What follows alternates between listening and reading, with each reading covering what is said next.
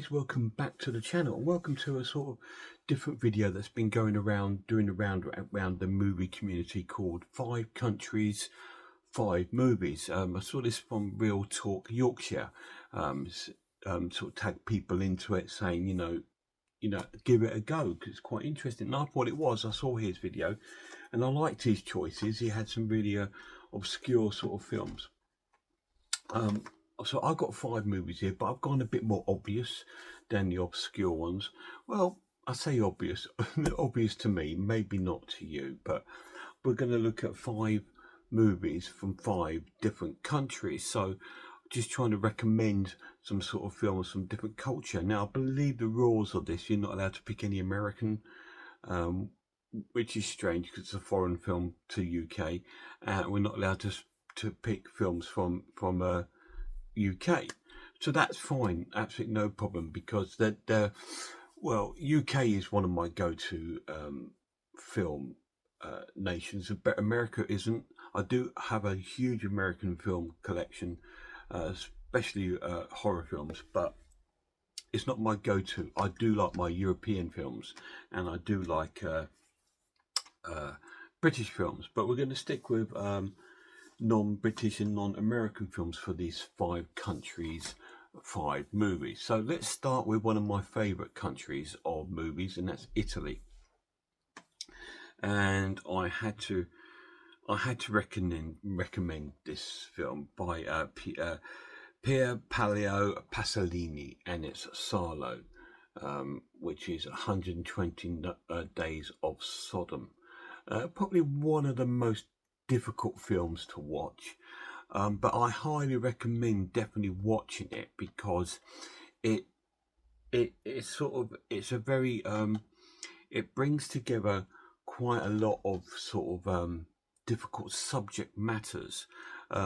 Post-war, obviously, this is based in Italy, fascist Italy, where we got a group of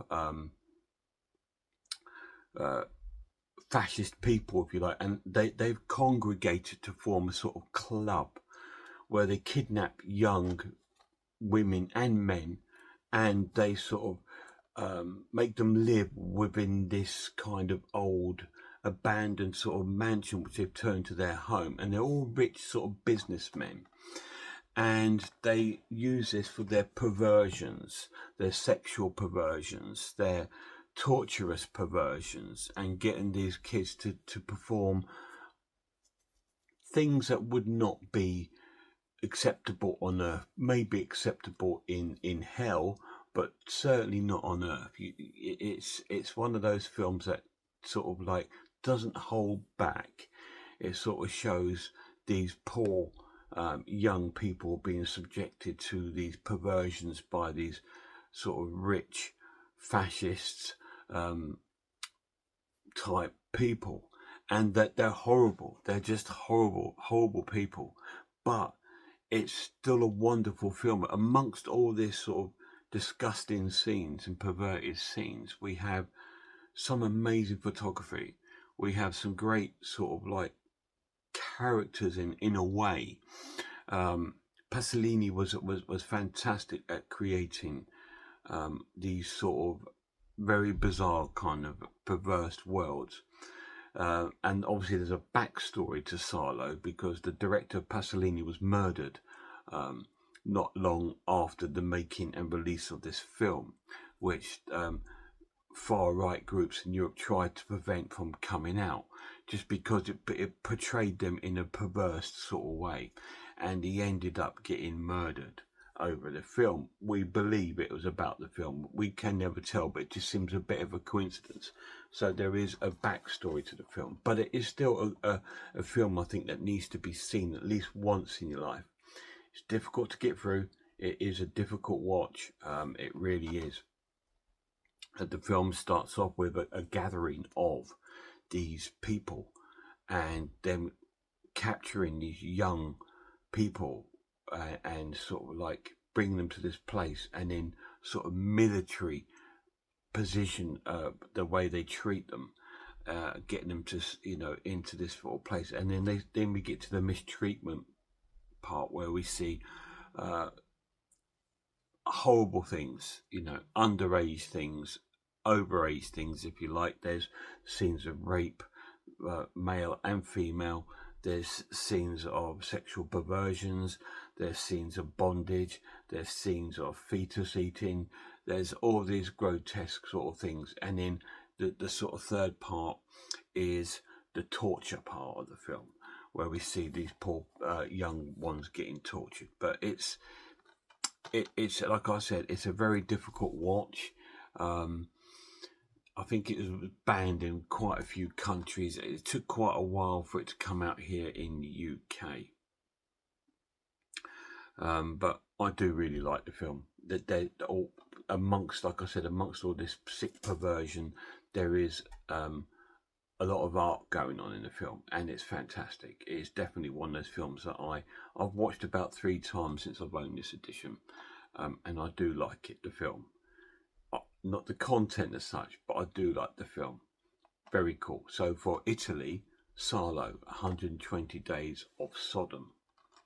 We're going to go to the Japan next. I thought we'd have a look at a Japanese film that I love to.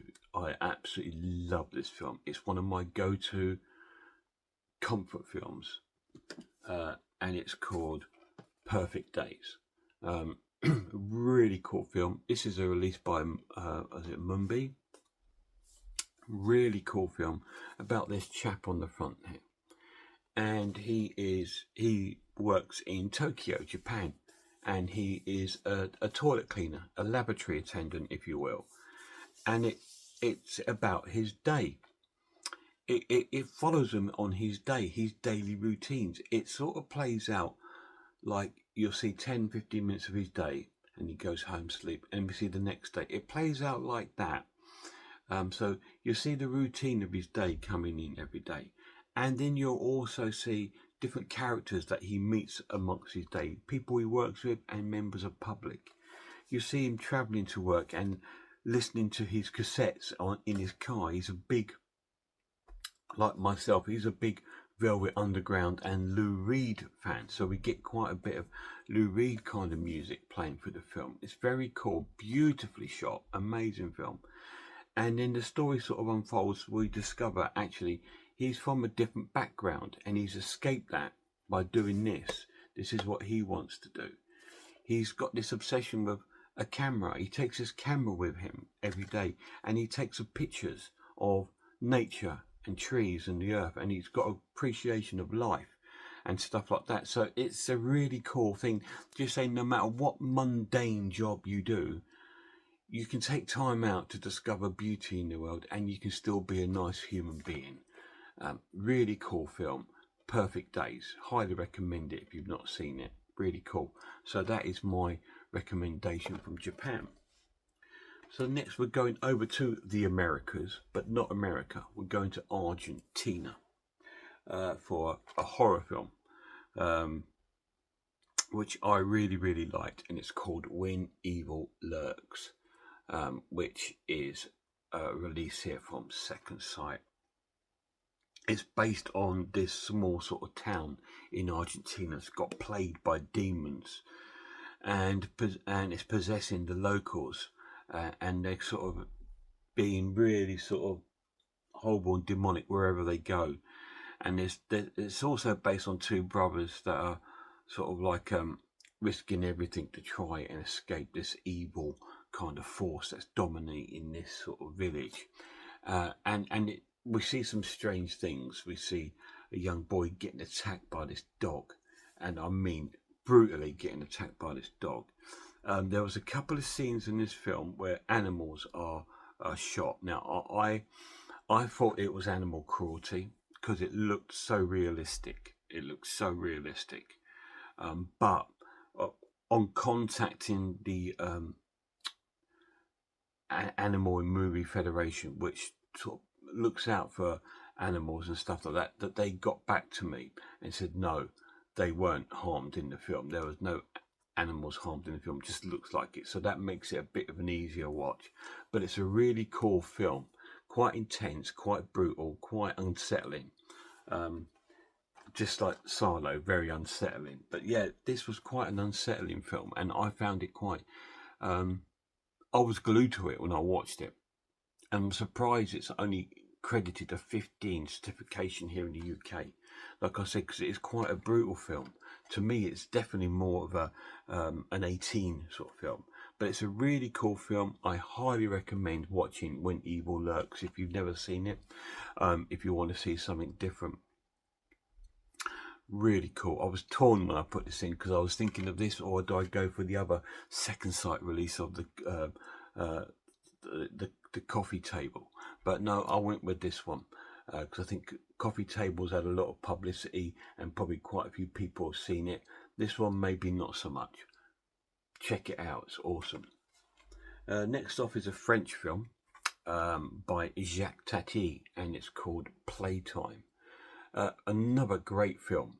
This is a surreal kind of comedy film about one man's look about how life is moving and how people have forgotten to sort of have a break. It sort of plays out where you sort of see people doing their mundane jobs, moving life in the same sort of order and stuff like this, and he's taking a step away from it and watching it from afar, and he gets into some sort of slapstick sort of situations. Now, Jacques Tati is a famous French comedian. He started off as one of those French mimes, with the face painting and a mime, that sort of actor. But he went into film. So a lot of his films, I suppose if you're looking for UK comparisons, you would say something like Mr. Bean, that sort of kind of style of comedy. But it's mixed in with a surreal sort of satire, and it's really, really clever. It's a really cool film.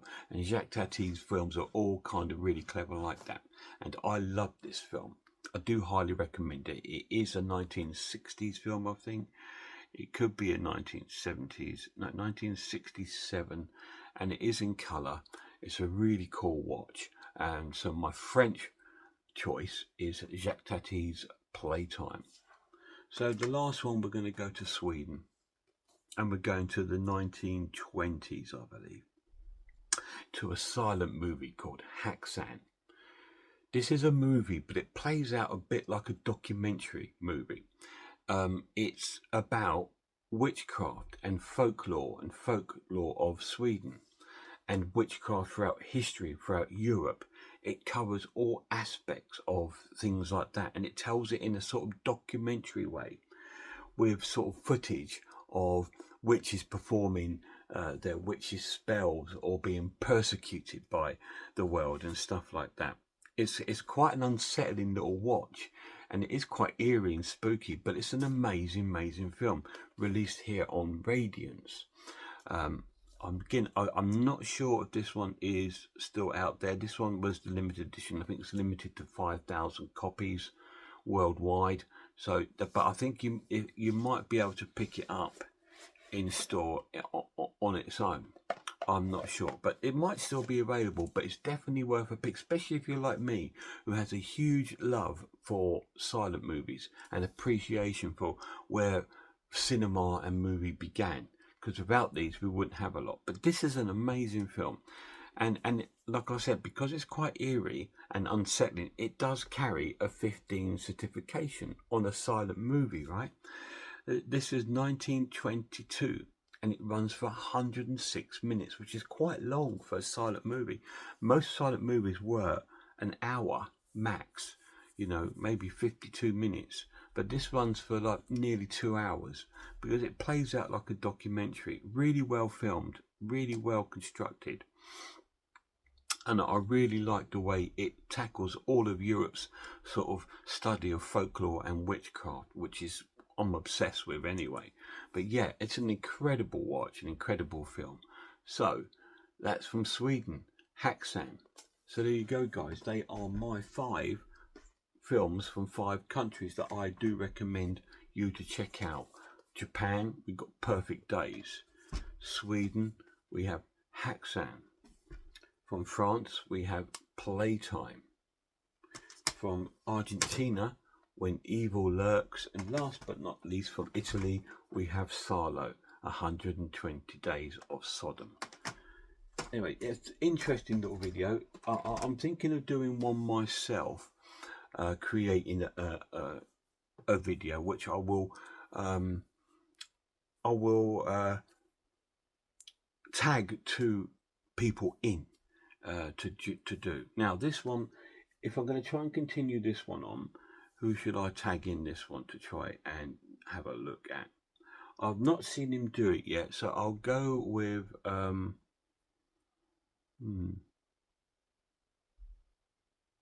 Sammy G. I don't know if he's been tagged yet, but I'll say Sammy G's World Cinema. I'll tag him into this video. And Horror Hands, I will tag you into this video. So if you feel like doing that, go ahead. Massive shout out to my lads. See you soon, guys.